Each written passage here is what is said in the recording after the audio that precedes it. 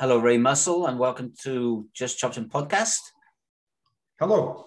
All the way from Canada. I think you're one of our furthest away guests. Definitely. Yeah. I live near Vancouver on the west coast, but actually I have a place also in Alberta, and I do some business in here as well. So that's where I am today. As I drove in yesterday from British Columbia here, and so I'm getting some things done here for the next week. Okay, cool. Okay, so I was reading a bit about your stuff, and you've released a new single called "Still You Breathe." Yeah, and that's in aid of the organ donation. Yes, that's system correct. In Canada, Green Shirt Day, I believe. Yeah, it's tied to Green Shirt Day. It's tied to the Logan Boulet effect, and of course the Second Chance Trail Ride Society, which is the founder of Second Chance Trail Ride Society, inspired this song. He was the recipient of a double lung transplant and woke up after his operation, and all of a sudden he could breathe. And he was so grateful that he started this Second Chance Trail Ride Society, which advocates for donees, like recipients of organs. And so they educate them, they house them, they feed them, they mentor them, get them ready to go home. Oh, right. Okay. A bit like Ronald McDonald House. Yeah, exactly. That's right. Yeah. Okay, cool. Yeah. Okay. So you got some questions, Dave? Yeah. So, what I was just wanted to understand as well. So in Canada then, what's the legislation? Do people need to opt in for donorship? Yeah, at this point, we're still registering to donate as opposed to opt out. Right. And I think it is trending in that direction. I think it won't be that long, and that will be the same here as it is there.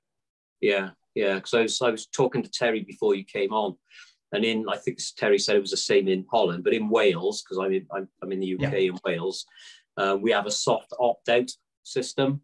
So that's everybody is automatically opted in, and then obviously you need to go and opt out. So I was trying to find some figures earlier on, but it's a bit difficult to find. But I think we're around about 90% opt-in, and that's either people that have actually signed up or people that just haven't opted out. Right. In Wales, as that stands at the moment, which obviously is pretty good. But to be honest, it's not something we even see over here, really. It's not sort of publicised or encouraged, really, in the UK as such. Yeah. Yeah, the thing about it was that struck me about this when I was actually approached to do this song was, ever since organ donation became a thing, I've been an organ donor. You don't, like after you sign the card and stuff like that, you really don't give it a lot more thought. Once in a while it crosses your mind. But then when I saw just how far reaching it was and how many layers there were to this whole situation, I just thought, it's worth putting a little bit of money to it and doing it right. Create some awareness. What we've done here is created a song that now is going to become a theme song for 2 weeks every year in Canada during the organ donation push that they have in April. So it wasn't for recognition of the song, it's for recognition of the cause. Obviously. Yeah, that's good. That's really good. So, with regards to downloads and things like that, is the funds that are going to charity as a result of the song? Yes, a portion of the proceeds are going to charity, and then I put up all the money to record the song, to video capture the recording process, to create the video stuff, do all of the marketing. I've contributed to a show that we're doing to raise funds for the Second Chance Trail Ride Society. Okay. So it's been a charitable endeavor, and like I say, a portion of the proceeds, 50% of all of the download revenue, all of the royalty revenue, any of that revenue, even merchandising revenue, goes back into the organizations that support organ donation. Yeah, that's brilliant. That's really good. And it's a really nice song as well. It's got it's a very powerful message. I think, the first part of the song, is that Morris Irvine who's actually talking, or is? No, that's a guy, but we had a voiceover guy come in and do that for us. Okay, because you know, it's a very, very powerful message. You know, It is. the first, you know, 30, 40 seconds before it actually gets into the song as well. It's a very powerful message. Yeah, it's really, really good, and it's very, very thought provoking. Yeah, it was, and that the Walk of Honor that you watched was the Walk of Honor of a boy in Midwest United States by the name of Lucas Willoughby Grube. And he had signed his donor card and he saved 8 lives. That's amazing, isn't it? Yeah, it's so compelling. You know, I just love the idea behind this because it transcends all of the social stuff that you see, you know, on social media now with all of the divisive, gender, politics, all of that stuff. It doesn't care about any of that stuff. This is simply people giving back. That's all it is. Yeah. You know, care for your fellow human being. Yeah. And in those 2 instances, so with Lucas and with Logan, they were both very, very young guys as well. That's right. Yeah. You know, it's it's very, very sad, isn't it? But it's, you know, it's for people of that age to have that sort of mentality. Do you know what I mean? It's incredible. Yeah. Yeah. And the Logan Boulet effect was really something in itself that was its own story. This was one of a team of one member of a hockey team in Canada, junior hockey team, amateur hockey players. As you know, in Canada, hockey's a huge deal. Yeah. And they were involved in a massive bus crash, and many of them lost their lives. And Logan eventually succumbed to his injuries, and but in the meantime had registered to donate, and he saved 6 lives. So it was so powerful in Canada that it created a massive movement where 300,000 people immediately got on board and signed up. So we just wanted to continue that message, and hence the song. So there's the tie in there, is because the folks that like Logan's parents know Morris Irvine, who this song was inspired by. Okay. Yeah. So hence that's how the tie-in all came about. Yeah. We had a meeting. We had a Zoom meeting with Morris Irvine and his wife, and with Toby Boulet and Bernie, Toby's wife, and we presented the song to them at the interview, and it was one of the most powerful, poignant moments I've ever experienced in my life. To see the reaction. Yeah.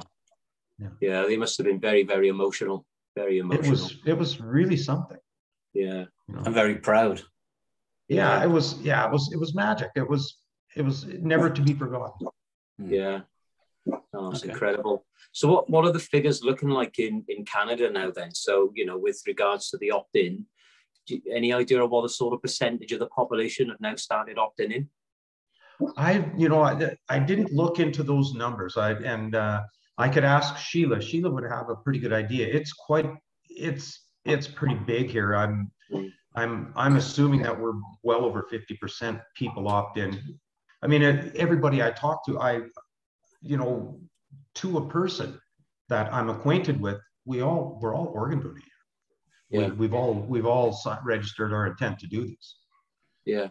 And I've been doing it. I mean, I've been doing it since it became a thing. I mean, I'm 60 years old, and so organ donation was pretty new when I started driving. And was shortly after I started driving is when you actually just signed the back of your driver's license application. That's right. Yeah. Okay. Yeah, I think that was the same in the UK, to be honest. Yeah. I think the opt-out idea is it's inevitable here. It's going to be the way it is. Yeah. Do you know what inspired that? Because I mean, the first thing I knew about it was I got a letter through the door asking me, if I wanted to be in or out. So, I mean, I don't really know what inspired the decision to make you automatically be in the system. Well, there's a lot of different layers to it. The things that people don't think about. Kidney donations is one of the most important ones, and to replace somebody's kidney so they don't require dialysis is representative of probably better than 100,000 Canadian dollars a year in care per person. Okay. So that's just one thing. You know, decreasing the waiting lists, decreasing the mortality rates because of people that are waiting and don't make it because there's nothing available. So yeah, that's what precipitates those kinds of decisions. They're smart decisions. Yeah, yeah. But also, I know that, I mean, when my mother died quite young, and she had a massive brain hemorrhage. Yeah. And she was also an organ donor, but because I think it was because of the oxygen starvation to her brain that her internal organs started closing down. So they couldn't actually take anything from her, you know? Yeah. And that happens as well. Yeah. So there's, you know, like one of my friends had required a kidney. And so her sister donated her kidney. And this was 15 years ago. Everybody's just fine. But they explained to me some of the criteria and the protocol that you have to go through to make this work. And it was pretty lengthy. So extensive. Yeah, I imagine. So it's not just as simple as giving a kidney, you know. It's I mean, you have to be the right match for that person, and there's multiple hoops you need to jump through. So yeah, there are a lot of hoops to jump through. Yeah. So that's really interesting. But going back to you then, I mean, I read online you've got your own music studio. No, I have a record label. Oh, you have a record label? Okay. Yeah. So, we started it a couple of years ago we were building the brand for my band. Yeah. Which we'd been semi-active for a long time. I mean, I've been in this industry for 47 years, but, you know, I also had a career too. And I did very well with my career. So I was able to translate some of that into what I'm doing now, which is not just for me. I mean, I'm promoting other artists, younger artists, you know. Yeah. And so that's what that is it's actually an independent record label that's doing some pretty big things. Right. Okay. I misread. I thought you had your own studio. So no, we record primarily out of the warehouse in Vancouver. That's Bryan Adams' studio. Yeah. And it's one of the top facilities in the world for recording, and everybody's recorded there. It's a pretty magical experience going in there and you know, getting it done in that environment. Yeah. So what got you into music then, Ray? Both my parents were quite musical. My dad in particular was extremely musical. He was essentially a virtuoso, untrained pianist. Okay. And so his love of music, you know, he passed that down. I mean, when we were kids, you know, it was kind of funny because I come from a big family, 7 kids, and somebody would express an interest in learning how to play an instrument or something like that, and magically it would appear, you know, within a couple of days. I started out as a drummer, and I recall when I was 10, I was playing around on whatever I could make up for drum sets, and just one day a set of drums appeared in our basement, and the rest was history for me. So you believe in Father Christmas? Yeah. I tortured my parents for years with that. Yeah. Practicing on those things 4 hours a day for, you know, all through from the time I was 10 till I was, you know, 18. Oh, right. So you learned to play the drums quite well, and I would imagine. Yeah, and that's my primary instrument. Probably technically still much more proficient with that than with a guitar, but a guitar, you don't have to set it up. You don't need a vehicle to move it around. And so, you know, and I went up front. I started becoming a lead singer. Of course, it was just easier. It was an easier transition for me. Yeah. Okay. So you're obviously a country inspired musician then. Oh, I've been inspired by lots of different music. Again, growing up with parents that had their kind of love of music, and a father who was such a sophisticated musician, I grew up with all of it. But big influences for me were Eagles, which was kind of borderline country music, you know. Very style music, soft rock. Yeah, big harmonies and all of it. You know, it ran the gamut. As a kid, I was more interested in rock music and you know, Toto and bands, Kansas bands like that. But later on, when I started playing in bands, because it was, you know, the only thing you could really play in where I grew up to make money was country, because that was what people hired for dances and stuff like that. So then I started paying more attention to that, and that's where I got into, you know, all these different genres and that. Primarily, I like to sing sort of a bluesy country style. Yeah, yeah. For myself, you know, swampy, that kind of stuff. Yeah, a little bit of R&B stitched into it. Okay. Yeah. And obviously, you've got into songwriting as well. Yeah, So I've been writing songs forever. Yeah. What inspires you when, you know, to write a song? Is it like something that's happening in the public eye or in the news, or, you know? Well, like this song, for instance, I was asked to actually originally just to put some music and a voice to what had already been written.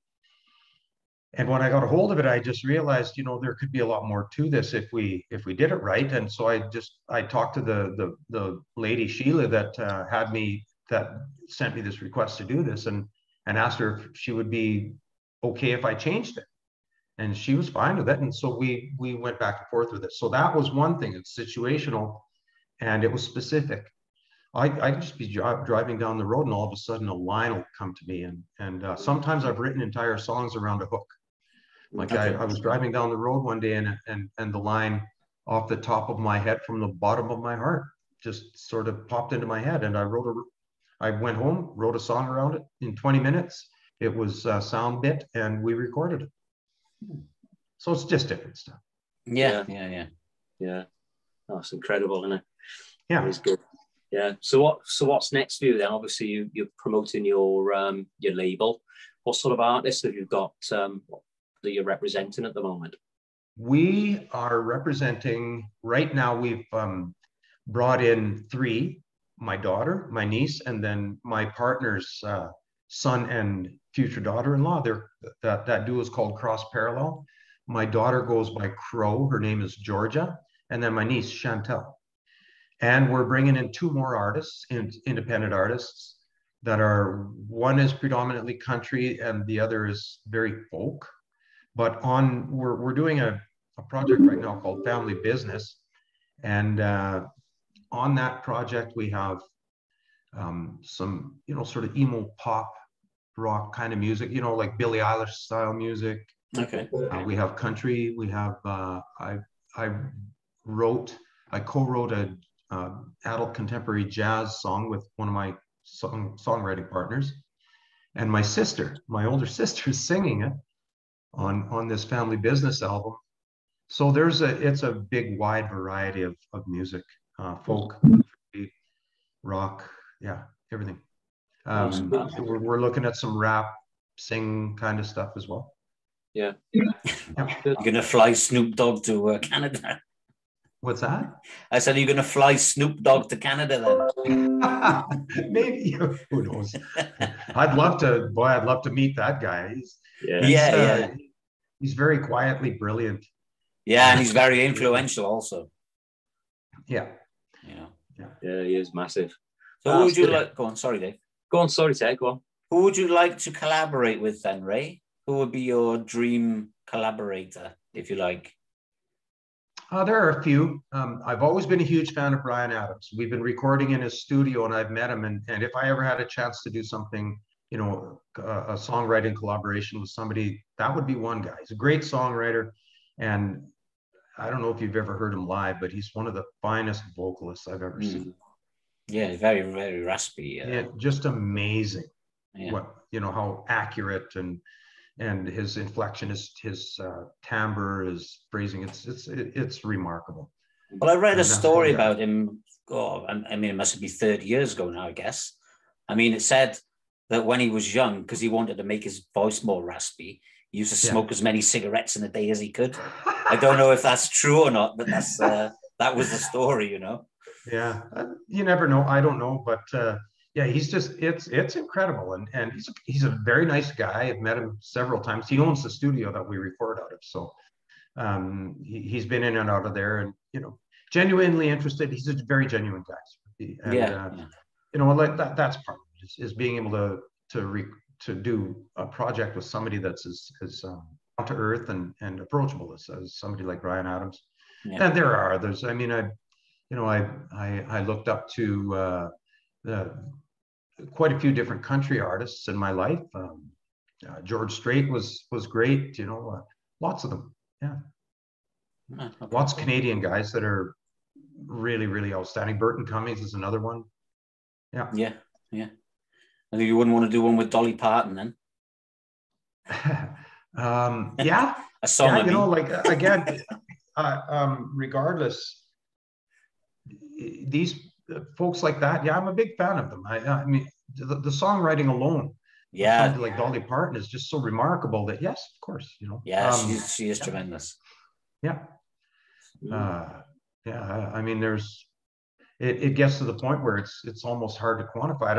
I had the chance to sit in an autograph signing booth with a fellow by the name of Delbert McClinton, who is he's an R&B artist in the US. He's retiring this year, and he was extremely influential with me. And so it was great. Like I got a chance to sit and pick that guy's brain for 4 hours, and that was really good. Okay. Well, that was sort of he had a lot of influence. Yeah, that was going to be sort of my next question. Really was, what's the best moment in your career? Would you say? The best moment in my career, hands down, of all of the things we've done. I mean, I've played in front of 25,000 people a few times. I played the Tennessee State Fair for Fanfare, and all these some big shows. And the best moment I've ever experienced in my life was when I was driving down the road and heard myself on the radio for the first time. All right, cool.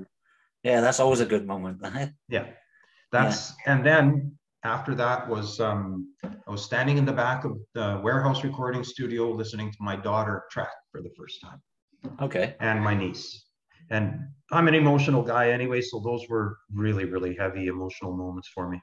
Listening to Cross Parallel, Jordan Pritchett and his fiancée Danielle, Danielle was recording a song called Outside Looking In.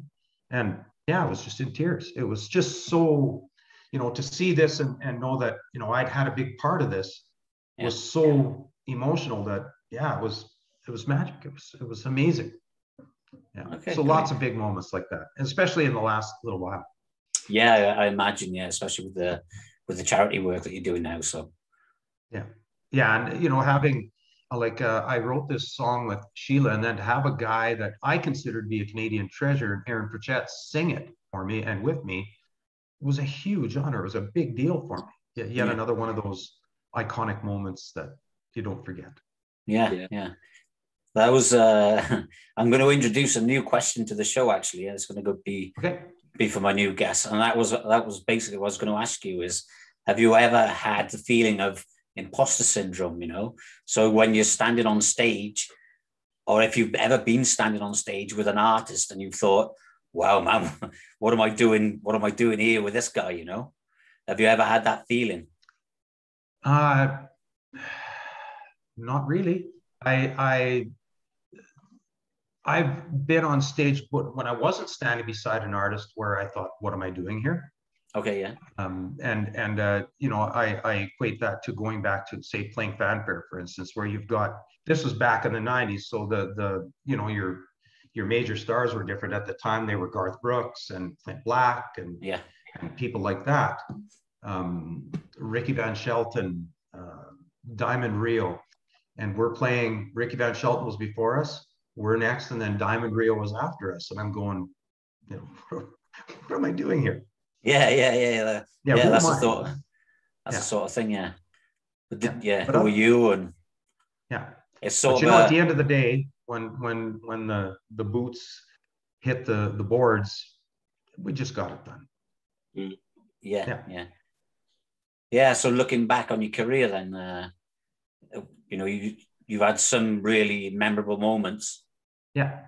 And like you said, playing with these guys on the same stage, not necessarily at the same time. So that's right. Yeah, that's cool, man. That's great. Yeah.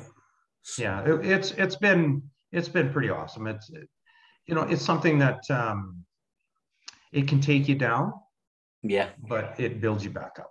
It just depends on how much you're willing to work with it. Yeah, exactly. Yeah. Okay, cool. And you have to have a thick skin. You certainly do. I mean, Oh, yeah. I found that out. I mean, I've managed a couple of bands in the music business, and yeah, you really need to have a thick skin. So yeah, I understand, and I understand the struggle. So yeah, radio is hard to crack. I mean, you know, they're ads are limited on radios, so you have to put your best foot forward all the time, and I think it makes it interesting.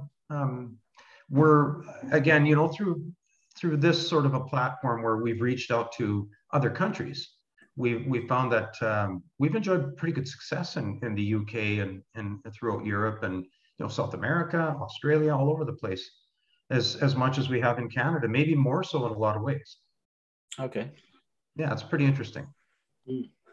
So obviously we've been going through this pandemic, right? How have you been finding that with regards to work and general life? Because, you know, we're new to Canada. We're not really sure what's been happening over there. So how's it been for you guys? It's been just like everywhere else. The artists, the established artists, are having trouble because they're used to touring 50 weeks out of the year. They were not able to do that. And so people had to get very creative with how they continued to make a living that were doing that. I was okay because I was retired already. So, you know, retired meaning that I had a career that I left, you know, in good time and started this project. So it's busy. And so it's been good for me because it's allowed me to have artists come to me.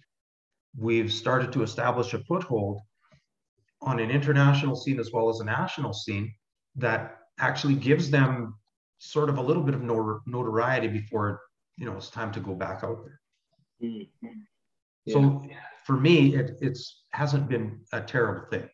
Yeah, yeah. A lot of the people that we've been interviewing have been saying that. So they've taken time to reflect, like you said, time to be creative. A lot of people have been out, you know, writing new music and checking out kind of like new sounds and understanding things about themselves a little bit more that they wouldn't have otherwise done because they were so busy otherwise. So that's exactly right. Same thing. And you know, I know that even my band, we likely would have been doing shows, but because of COVID, it forces your hand. I did a lot of writing. You know, I've managed to set up a lot of business models for what we're doing here and how we're going about it. And during the pandemic, we've recorded 20 songs. Okay. Yeah, that's in the studio. Yeah. It's a lot. Yeah. Is that you or is that with your other artists? No, that's myself, one of my siblings, my niece, one of my two daughters, the other one's going in August. Okay. Cross Parallel, Aaron, and that's it. And then we're doing, so in August, we're taking on my daughter's another one, and then two more new artists again. So no, not two more, 4 more new artists plus my daughter. Yeah. Oh, so you're keeping busy then in your retirement. Yeah. Not much of a retirement, is it? No, it's not, is it? It's the best retirement there ever was. I get to do what I want to do.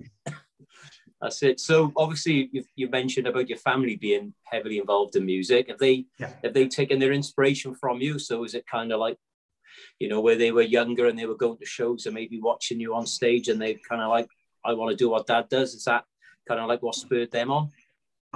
Yeah, to some extent it is, but all of my siblings are musical. And you know, some of them are like, 2 of them passed away. So, and they were very musical, but they're gone now. But my eldest brother and my younger brother are very, very accomplished guitarists, and they're multi-instrumental guys. My sister's a very good singer. I sing, and my older brother is also a very good singer. And his daughter, my niece Chantel, has recorded an EP with me already. She's recorded 7 songs with me. So it's you know, it's multi-layered, multifaceted inspiration or influence. And yes, they've all seen me at one point or another performing many years ago. So that's likely part of it. Yeah, that's good. That's really like you said, it's family business. Yeah, it's nice. That's the name of the album, Family Business. Yeah. That's it. Yeah, it's good. So what would you say your ultimate goal is then left, Ray? Because obviously you've been very, very successful in your own right, and you're helping a lot of others now trying to find their path. What would you say your major goal? My major goal is our record label wants to be, we're not interested in massive profits. So it's for the artist and it's all about the artists. We want to be able to create a business model that allows us to be sustainable, allows us to grow, and allows the artist to stay with us. So that means that, you know, the artist needs to know exactly what it costs to do things. There are no hidden agendas, no hidden costs. Everything is totally transparent. And at the end of the day, if my label makes enough money to continue to operate, that's the goal. To bring in new people, grow it, everybody becomes a part of it, and it becomes a successful operation in that way. To me, success is 10 years from now, when I'm just sitting back and I'm not doing this anymore, they're still going. Yeah, okay. That's good. So you got a very ethical approach. Yeah, I'm financially, I'm okay, right? So the interest for me is the young people and the others that are involved in this, so that they can get something out of it, so that they can continue it. Yeah. Okay. Yeah. So would you be open to, international artists as well? So obviously, maybe artists from the UK or Europe coming to you and working with you? Yep. Yeah. That would be. Yeah. Okay. That's cool. Yeah. Because obviously, that would be something where we've established enough of a system that allows us to expand into that. And like, we're starting to expand as of August. We're bringing 2 artists in. I'm recording them on spec. I'm covering the cost. And, based on the end result, if we feel it's worth it to market it and put video to it, do all that stuff, then we will do that. I own a third of a video, like a film company as well. So we sort of work hand in hand with project work. Yeah.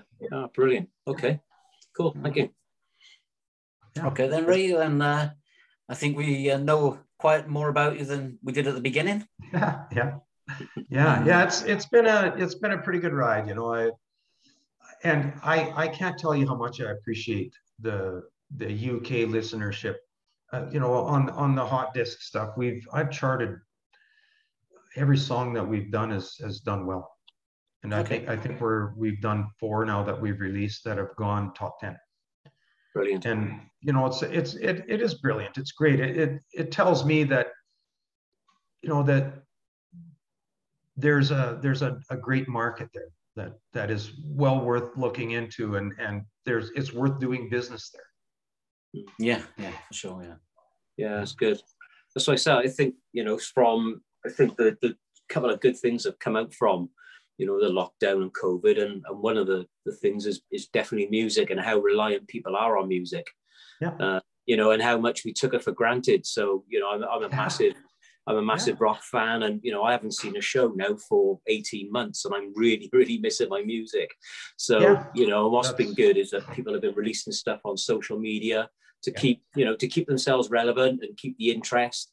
And like you said, there's a lot of fans out there, and a lot of people that have missed it and can't wait for it to all to start again, and especially the live shows.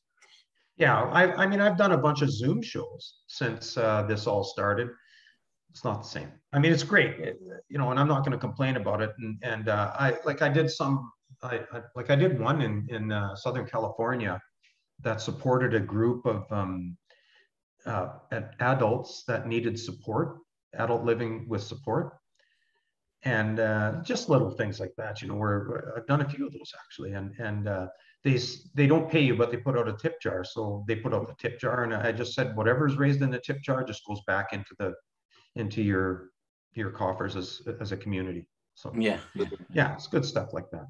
But the European, particularly the UK listenership, has been very receptive to our music.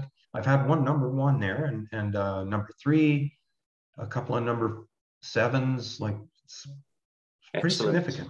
Yeah. What was your #1 then? It was a song called "If You Ever Leave Me." Okay. And how long ago was that? Oh gosh, it wasn't that long ago, 6 months. Oh, really? Okay, quite recent then. Yeah. Oh. And it goes with the Paradise Motel banner, my old band banner. Okay. And it's a song that I co-wrote with a guy by the name of Glenn Ellery. Okay. Yeah. Oh, that's cool. Oh, that's good. That's good. Well, hopefully we'll get a bit more of that when we start sharing your socials, and as we start growing as a podcast, hopefully you'll get some more British listeners and Dutch listeners as well, because Terry's based in Holland. So, I'm loving this. I'm having so much fun. That it's a different interview format. Just interviewing with folks from across the pond is a different experience because there's, it's a different approach. It's a little more relaxed. It's not as formalized. It's pretty nice. Yeah. Well, I'm really enjoying it. I'm having lots of fun doing it. Good. I mean, that's our main. That is our format, really, where you can be just relaxed. It's just like a couple of guys in the bar having a chat. It doesn't really matter what you say. I mean, I don't really have much of a gag, so I pretty generally say what I want to say. That's good. David tries to reel me back in every now and again. I try to be Terry's filter as best as I can. Not that it works very often. But you don't have the luxury of 7-second delay, right? No, we don't. No, I don't. And I can't bleep anything either. It's lucky it's all pre-recorded. But I don't edit anything. I don't edit anything out. No, I mean, once it's in, it's in. So I mean, that's the fun of the podcast. There's a value to that kind of stuff. To be able to be real. Yeah. People more and more and more in this world relate to that. Yeah, well, I'm seeing it firsthand all the time. Yeah, well, we try our best. Yeah, it's great. It's been real fun doing this. Yeah, thanks for coming on, Ray, and thanks for telling us a story. Thanks for the work you're doing for the charity also. Yeah, and raising awareness. It's like I say, you got to get the message out there. Well, obviously, you guys get it right, with the opt out as opposed to opt in. But the message we've always tried to send with this is that you need to be inspired. You need to talk to your family and register your intent to donate. So for the countries that don't have the opt out, that's the message that we're trying to convey. Yeah. Okay. That's cool. That's cool. Yeah. Well, like I said, the track is really, really good. I enjoyed the track, and the message is very powerful and inspiring. It does come across. Yeah. I'm going to tell you a little secret about that track. That was done live off the floor. Okay. Yeah. Well, at the hospital. Yeah, all the music. We just sang it. Like Aaron and I went in afterwards, but we sang it. Like my parts were sung with the band. So the band is actually performing that song live off the floor. That's cool. And that's how all our music is done. Yeah. That's cool. Yeah. It's a little bit unique. It's not done like that anymore. It's typically quite expensive to do that, but just the feeling and the experience and the emotion you get out of it really, really translates in the song. And I hear it all the time. I hear it with all the other artists, and it's just like, it catches it by surprise because it's not so saccharine. It's not oftentimes not perfect, but these guys are so good that it doesn't matter. Yeah. That's it. Okay. No, that's cool. That's cool. Thank you. Yeah. Okay. Thanks, Ray. Thanks for joining us. Yeah. Well, thank you for having me. It was great fun. No problem. And hopefully we'll get you back when you got another story to tell. Yeah. Well, we're getting ready to release another with Cross Parallel. Okay. Aaron's son and future daughter-in-law. And so that should be going, I would think, roughly mid-July to late July. You'll be getting all of the particulars on it, and the asset information is going to the people that will drop it where it gets dropped, and then away we go. Yeah, okay. Maybe we can get them on then.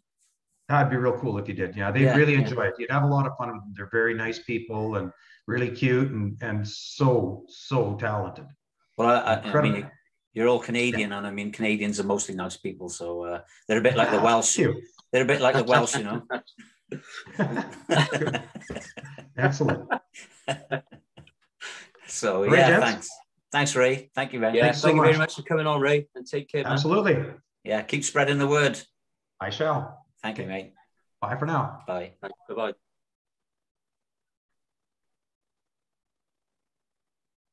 There you go, Dave. That was good. Yeah. I mean, we didn't know anything about it, to be honest. No, but it was like I said, the good thing for me was obviously, you know, I had to do a bit of background reading and everything into the charity, and like I said, the song, the message really comes across in the song. So we'll share that in the socials, and it's very, very thought provoking. You know, it's not something. I'll be honest, it's not something that I really think about, and I think that's the beauty of doing these podcasts, is that, you know, we're getting to speak to people that otherwise we never would do. Mm-hmm. And getting involved in some really, really good causes, which is great. Well, I don't know if we're really getting involved in them. But, well, we're promoting them, I suppose, in our own little bubble, Dave. In our own little community. That's it. But you know, as we start growing, it's great. But what a nice guy. It's really, really nice to speak to him. Yeah. I mean, do you know what it is, right? I mean, I thought this today. We have been so lucky to interview so many nice people, you know? I mean, we're just a couple of fucking idiots. I mean, I know we're music fans. Yeah. You know, and you're a lot more intelligent than I am. But I've got 10 years more experience. Actually, not 10, 6. No, it's 10. 10 I'm happy with that. But I just can't get over the fact that we've just interviewed so many nice people on this podcast. We're only now, today we've released our 20. Oh, I can see now I've fucked it up again with the continuity. Last week we released our 20th. When's this going to come out? Next 2 Friday? Next 2 weeks Sunday? ago. Yeah, whatever. But anyway, we've recently released our 20th episode, and I think only 3 of them episodes are with us two. Yeah, you know, and all the rest have been with great guests, to be honest. That's right. Yeah. And I really feel very fortunate that we can do it. Yeah, it's been a real pleasure, and like I said, on the one that I released last week of Toby's, it's I'm getting it. It's been a real honor. I gotta be honest, and you know, it's not something that I ever thought I'd be doing, and it's been a real blast. I've really, really enjoyed it, and I think it's not over yet. It's not over yet, Dave. No, I know that, but I think what I've enjoyed the most is, you know, obviously we're both, you know, heavily into rock music, but it's all the other genres and other sort of guests that we've been getting on that have been very, very enjoyable as well. So, you know, the likes of Pete K. Malley, when we interviewed him, he's a comedian. Yeah. You know, that was really, really good. The likes of David Johnson, who was a bodybuilder, and now Ray today. You know, it's been really, it's like I said, it's, you know, and for me, because I do like reading into their background and understanding a little bit about what's going on, I'm learning all the time, which is great, you know, and I'm thoroughly enjoying it. I got to be honest. Yeah. I mean, like I said, it's just the people that we're getting on. They've been so nice. Fantastic. Yeah. And, That's it. And patient, very, very patient with us as well, because you know we're very, very new to it. But I would say, you know, hopefully we come across as being very enthusiastic and all that, and maybe that's where their patience comes into play because of our enthusiasm, maybe.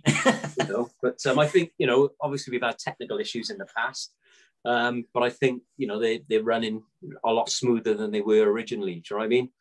Which I think is really good. I had a technical issue today, but I could revert to my phone, which hopefully the volume's okay on the phone. Yeah, well, if anything, it's a little bit better than your laptop. So, because on a recent episode we recorded, your picture kept flashing white for some reason, and your sound does tend to drop off. So I don't know if you're using your microphone or anything. Yeah, I did, but I did have the blinds open, so maybe the sun was coming in, perhaps, and I was. Maybe, yeah. Okay, yeah. I did notice that. I noticed it on the screen that it was a bit flickery, but I was hoping it was the light on the screen rather than what was being recorded. But there we are. No, it was you, Dave. Okay, but we live and learn, don't we? We live and learn. So I still think I dance around like Mick Jagger, but you know that ain't gonna change. That's just the way I am. I'm a fidgety person, unfortunately. There's a story on the news here. Okay. And it's like a fresh fruit importer, if you like. And in 2019, they imported a load of bananas, and in the bananas there was 400 kilos of cocaine. Now they obviously didn't have their men on the ground, if you like, to take the cocaine from the bananas. So the normal staff and packing staff found it. And then obviously they had to report it, you know, because you can't just say, I found 400 kilos of cocaine and not do anything about it, you know.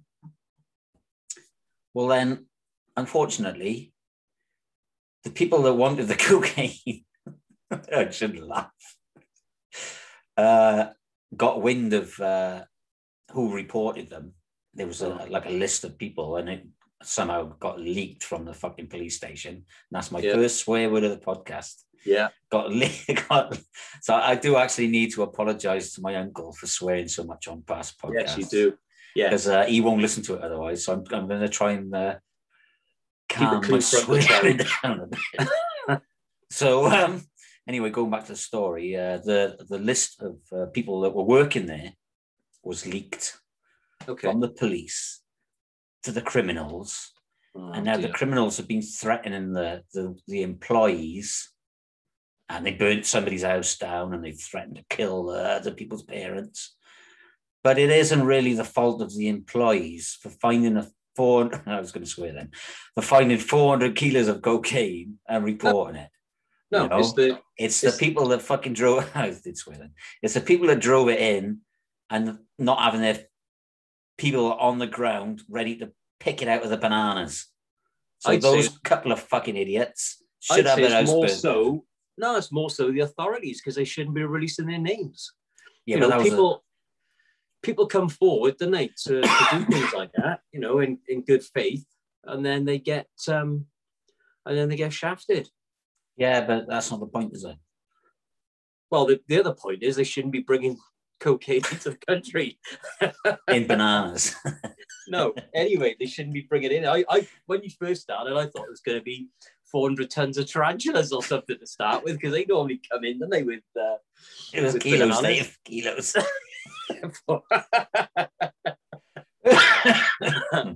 So so it's such a shame they had one guy on the news stay incognito. You know, he was all blacked out, the silhouette, and his voice was changed, and they showed a picture of his house that's been burned down and everything. Oh, so they know where he lived. Well, they knew where he did live. Yeah. And obviously he said he can't go to his parents because he doesn't want him to get shot. And so I just think it's a shame that innocent people are being caught up in a crime and then victimized.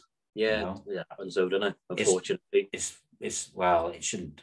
So shout out to those innocent victims. Actually, very. Not that they'll ever listen to this podcast. And if they do, I hope the criminals don't listen. I hope the criminals don't listen, because they're going to might kick my door down.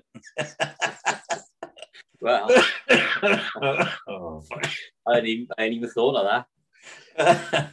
But I have moved to the Orkney Islands. So if they want to come looking for me, that's fine. Yeah. And I'm now living in a villa in Spain. That's why I've got a fucking sandy backdrop.